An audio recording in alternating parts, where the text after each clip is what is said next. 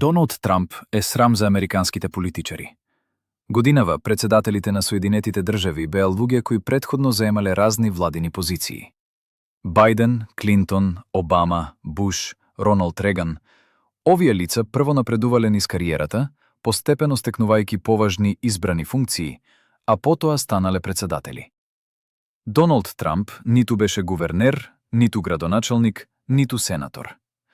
Тој не држеше никаква владина или избрана функција. Но веднаш стана председател. Затоа што американските политичари, кои цел живот го поминале во владини функции, не можат да се справат со кризата во Америка. Никој не може да се справи со неа. Ниту републиканците, ниту демократите. И тогаш американскиот народ направи бизнисмен, а не политичар, свој председател, надевајќи се дека тој ќе ја среди ситуацијата. Затоа, Трамп е срам за сите американски политичари, републиканци и демократи, сите.